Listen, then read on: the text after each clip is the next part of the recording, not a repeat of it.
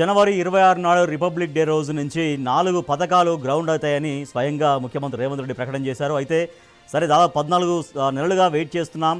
ఇక 26 జనవరి నుంచి అందరికీ అన్ని పథకాలు వస్తాయని జనం చాలా ఆశగా ఎదురు చూశారు. కానీ సావు కబురు చల్లగా చెప్పినట్టు కేవలం ఒక్కొక్క గ్రామానికి మాత్రమే, మండలాల్లో ఎన్ని గ్రామాలన్నా కూడా ఆ మండలాల్లో ఒక్క గ్రామానికి మాత్రమే పథకాలు అమలు చేస్తామని చెప్పారు.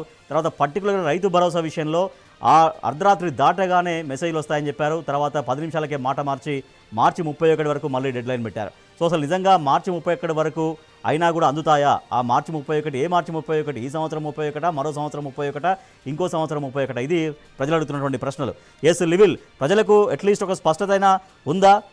ఎందుకంటే ఒక్కొక్క మండలానికి ఒక గ్రామం అంటే మా గ్రామం దాకా ఖచ్చితంగా పథకాలు వస్తాయి అన్నటువంటి ఆశ ఏమైనా కనపడుతుందా ప్రజల్లో? ఇవాళ రాష్ట్ర ప్రజలంతా కూడా చర్చించుకుంటున్నారు. గతంలో కూడా కాంగ్రెస్ ప్రభుత్వం అధికారంలోకి వచ్చి దాదాపు 14 నెలలు కావస్తుంది. అనేక హామీలు ఇచ్చింది. 6 గ్యారంటీలు అన్నది. 6 గ్యారంటీల్లో ఒక గ్యారంటీ మాత్రమే, అది ఉచిత బస్సు మాత్రమే ఇవాళ ఇంప్లిమెంట్ చేస్తుంది.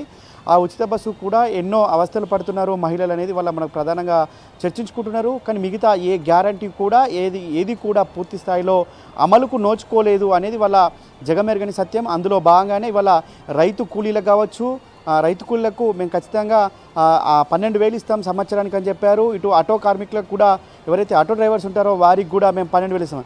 ఏ ఒక్క పథకం కూడా ఇవాళ పూర్తి స్థాయిలో అమలుకు నోచుకోలేదు. కేవలం బీఆర్ఎస్ పార్టీ ఒత్తిడి మేరకు, బీఆర్ఎస్ పార్టీ పోరాటం మేరకు, రైతాంగం ఒత్తిడి మేరకు, గ్రామాల్లో జరుగుతున్న నిరసనల మేరకే ఇవాళ పథకాలు అమలుకు కొంత ముందడుగేసినప్పటికీ, ఒక అడుగు ముందడుగేస్తే 2 అడుగులు వెనక్కేసిన చందంగా ఇవాళ ఈ కాంగ్రెస్ ప్రభుత్వం పాలన కొనసాగుతుంది.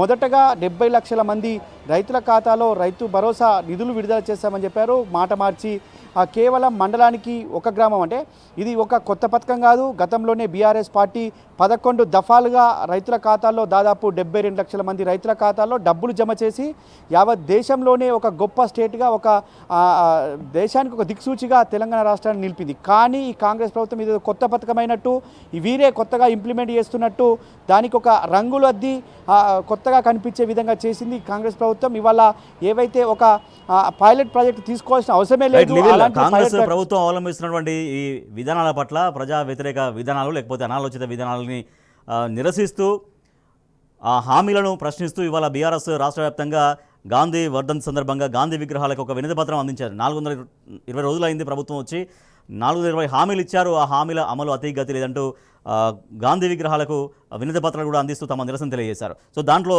ఏముందంటే వాళ్ళు వాళ్ళు ఇచ్చినటువంటి నిరసనలలో వాళ్ళు వ్యక్తం చేసినటువంటి ఆ భావాల్లో ఏమి ఉంది?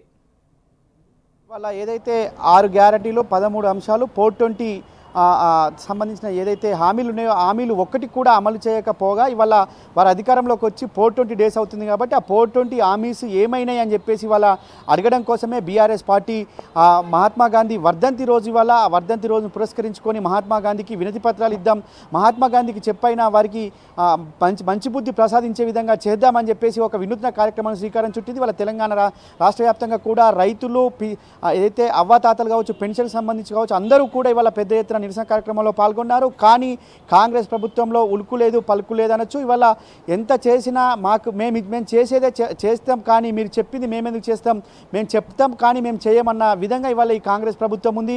మొద్దు నిద్రను వీడలేదని చెప్పేసి కూడా ఇవాళ రైతులంతా కూడా చర్చించుకుంటున్నారు గ్రామాల్లో. ఇవాళ మళ్ళొక్కసారి గత ఉమ్మడి రాష్ట్రంలో ఏ విధంగా అయితే ఉందో ఆ విధంగా ఇవాళ పథకాల హామీకి పైకి ముఖం పెట్టి చూడాల్సిన పరిస్థితి ఏర్పడింది. ఇవాళ ఏదైతే అనేక సందర్భాల్లో అనేక అంశాల్లో కూడా ఇవాళ తెలంగాణ దేశానికి ఒక ఐకానిక్ స్టేట్గా నిలిచింది. అంటే ఆ దరఖాస్తులు పెట్టడం కోసం ఇవాళ మరొకసారి రైతులను ఇబ్బంది పెడుతుంది, ఇటు ప్రజలను ఇబ్బంది పెడుతుంది. కానీ ఎందుకు ఈ విధంగా ఒక టెక్నాలజీ డెవలప్ అయిన రోజుల్లో దరఖాస్తులు ఎందుకు పెట్టాలి? ప్రజాపాలన దరఖాస్తులు అన్నారు, తర్వాత సర్వే అన్నారు, తర్వాత ఇంకోటి అన్నారు. ఇవాళ ఆ సర్వే అవన్నీ ప్రామ్స్ ఎక్కడ పోయినాయి, అవన్నీ కూడా చెత్తబుట్టల్లో దర్శనమిస్తున్నాయి.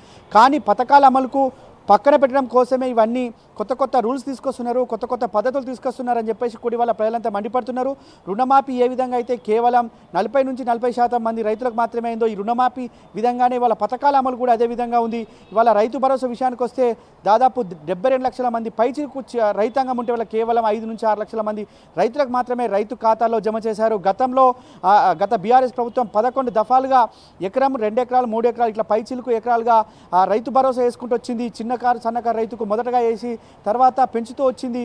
అదంతా కూడా ప్రాసెస్ 15 నుంచి 20 రోజుల మధ్యలోనే పూర్తయింది. అదంతా కూడా డే వైజ్గా ఆనాడు ప్రభుత్వం, ఆనాడు ఆ వ్యవసాయ శాఖ మంత్రి ఉన్న నిరంజన్ రెడ్డి ఆ కార్యాలయం ఎప్పటికప్పుడు మేము ఇంతమంది రైతుల ఖాతాలో ఇంత డబ్బు జమ చేశామని చెప్పారు. కానీ ఇప్పుడు ఎవరికి వేసిర్రు, ఎందుకు వేసిర్రు, ఏంటనేది కూడా చెప్పలేకపోయారు. దీంతో ప్రజలంతా కూడా నిరాశ నిస్పృహలో ఉన్నారు.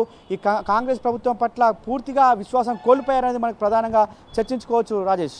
రైట్. రవికాంత్, ఉమ్మడి వరంగల్ జిల్లా వ్యాప్తంగా అంటే దాదాపు ఇప్పుడు ఏవైతే కాంగ్రెస్ ప్రభుత్వం చెప్పిందో మండలానికి ఒక గ్రామం అని, సో ఆ గ్రామంలో కూడా ఇంకా పూర్తి స్థాయిలో లబ్ధిదారులకు చేరలేదు అనేది.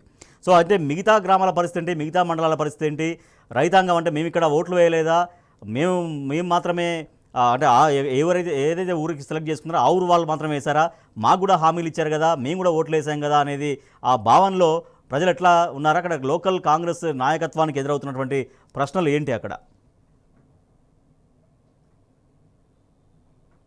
పైలట్ ప్రాజెక్టుగా ఎంచుకున్న గ్రామాల ప్రజలు కూడా, అక్కడ ఉన్నటువంటి రైతులు కూడా తీవ్రమైనటువంటి ఆగ్రహంతో ఉన్నారు కాంగ్రెస్ ప్రభుత్వం మీద. రాజేష్, ముఖ్యంగా ఒక జిల్లాకు సంబంధించి, మహబూబాబాద్ జిల్లాకు సంబంధించి 2 మండలాలను మనం ఉదాహరణగా తీసుకునే పరిస్థితుల్లో అక్కడ ఉన్నటువంటి గూడూరు మండలానికి సంబంధించి హనుమాన్ తండా 700 మంది రైతులు అక్కడ ఉంటారు. వీళ్ళందరినీ కూడా ప్రభుత్వం గుర్తించి, ఏదైతే అర్హులుగా ఇటీవల గ్రామ సభల్లో గుర్తించిన 700 మంది రైతుల్లో 566 మంది రైతులకు రైతు భరోసా పడింది. మిగతా 134 మంది రైతులకు వాళ్ళ రైతు భరోసా పడని పరిస్థితి మనం ఉన్నాము. ఆ రైతులంతా కూడా ఆగ్రహం వ్యక్తం చేస్తూ ఉన్నారు. మరో గ్రామం మనం పరిశీలించినట్లయితే ఇటు పెద్దవంగర మండలానికి సంబంధించి అక్కడ ఏదైతే ఒక గ్రామం ఉంటుంది, ఆ గ్రామానికి సంబంధించి పైలట్ ప్రాజెక్టుగా ఉన్నటువంటి పోచారం గ్రామానికి సంబంధించి దాదాపు 300 మంది రైతులు అర్హులుగా రాష్ట్ర ప్రభుత్వం గుర్తించిన ఏదైతే రైతు భరోసా పథకం కింద ఉన్నటువంటి రైతుల్లో దాదాపు 100 మంది రైతులకు ఇవాళ ఆ రైతు భరోసా పడని పరిస్థితి. పూర్తిగా అమలయ్యేటువంటి గ్రామాలకు సంబంధించి, పైలట్ ప్రాజెక్టుగా తీసుకునే గ్రామాలకు సంబంధించి వాళ్ళకు అకౌంట్లలో రైతు భరోసా డబ్బులు జమ కాని పరిస్థితి మనం చూస్తూ ఉన్నాము. ఇక చుట్టుపక్కల గ్రామాల పరిస్థితి ఏంటో మనం అర్థం చేసుకోవాల్సి ఉంటుంది రాజేష్. ముఖ్యంగా పోచారం గ్రామం అంటే కావచ్చు, ఇప్పుడు హన్మకొండ జిల్లాకు సంబంధించి పెంబర్తి గ్రామం కావచ్చు, ఇట్లా అనేక గ్రామాలు ఇవాళ హ్యామ్లెట్ విలేజెస్గా ఉండి రెవెన్యూ పరిధిలో ఉండే మరో గ్రామానికి లింకుగా ఉండే చిన్న చిన్న గ్రామ పంచాయతీలను ఎంపిక చేయడం పట్ల పెద్ద గ్రామాలు ఏవైతే ఉంటాయో వాళ్ళంతా కూడా ఆగ్రహం వ్యక్తం చేస్తున్నారు. మా గ్రామం నుంచే రెవెన్యూ వెళ్తుంది. రవికాంత్, రైతు భరోసా గురించేనే కాకుండా ఇంకా మిగిలిన పథకాలు కూడా ఉన్నాయి. ఇందిరమ్మ ఆత్మీయ భరోసా అంటున్నారు, తర్వాత రేషన్ కార్డులు, ఇంకోటి ఇందిరమ్మ ఇల్లు. ఇవన్నీ కూడా వీటి పరిస్థితి ఏంటి? మరి ఈ పథకాల గురించి ఏమన్నా చర్చ సాగుతోందా? ఈ పథకాలు ఏమైనా అందుతున్నాయా? వాటి సంగతి ఏంటి? ఇక్కడ మనం ప్రధానమైన విషయం రాజేష్, హన్మకొండ జిల్లా అంటే మొత్తం 14 మండలాలు ఉంటాయి. ఇవి 12 మండలాలకు సంబంధించి పూర్తిగా ఈ ఏదైతే ఈ 4 పథకాలు అమలు అవుతాయని మండలానికి ఒక గ్రామాన్ని ఎంపిక చేశారు. ఆ 2 మండలాలకు సంబంధించి హన్మకొండ మండలము, ఏదైతే ఇటు కాజీపేట మండలము, ఈ 2 మండలాలు, ఇటు వరంగల్ జిల్లా మనం చూసినట్టయితే కిలా వరంగల్ మండలానికి సంబంధించి కావచ్చు, ఇటు వర్ధనపేట మున్సిపాలిటీ, పరకాల మున్సిపాలిటీ, నర్సంపేట మున్సిపాలిటీలకు సంబంధించిన ప్రజలు వాళ్ళు మేము ఓట్లు వేయలేదా, మాకు ఎందుకు రేషన్ కార్డు ఇవ్వాలన్నటువంటి ప్రశ్న వ్యక్తం చేస్తూ ఉన్న పరిస్థితి. ముఖ్యంగా ఈ రైతు భరోసాని మనం క్రైటీరియా మనం తీసుకున్నట్టయితే హన్మకొండ మండలంలోను, ఇటు కాజీపేట మండలంలోను, అదేవిధంగా కిలా వరంగల్ మండలంలోను ఏదైతే జీడబ్ల్యూఎంసీ పరిధిని బేస్గా తీసుకొని ఈ మండలాలు మున్సిపల్ పరిధిలో ఉన్నటువంటి మండలాలను ఈ పరిధిలో మేము తీసుకోము. ఏదైతే మండలాలుగా ఒక్కొక్క గ్రామాన్ని యూనిట్గా తీసుకుంటున్నామో అందులో ఈ మున్సిపాలిటీ పరిధిలో ఉన్న మండలాలను తీసుకోమని చెప్పిన పరిస్థితుల్లో కిలావరంగల్ సంబంధించిన రైతులు, హన్మకొండకు సంబంధించిన ఇటు ఏదైతే హన్మకొండ మండలానికి సంబంధించిన రైతులు, కాజీపేటకు సంబంధించిన రైతులు వాళ్ళంతా కూడా ఆగ్రహం వ్యక్తం చేస్తున్న పరిస్థితి. రైతుల పరిస్థితి ఇలా ఉంటే రైతు కూలీలకు సంబంధించి ఏవైతే జీడబ్ల్యూఎంసీకి సంబంధించిన మున్సిపాలిటీలో గతంలో అనేక గ్రామాలు కూడా విలీనమైన పరిస్థితుల్లో తమ భూములు కూడా కోల్పోయిన పరిస్థితి. గతంలో కాంగ్రెస్ హయాంలో తమ భూములు కోల్పోయి ఇప్పటికీ మేము వ్యవసాయానికి సంబంధించి రైతు కూలీలుగా ఉన్నాము. ఆ రైతు కూలీలుగా ఉన్న మాకు ఇందిరమ్మ ఆత్మీయ భరోసా ఎందుకు ఇవ్వరని చెప్పి వాళ్ళంతా ప్రశ్నిస్తున్నారు.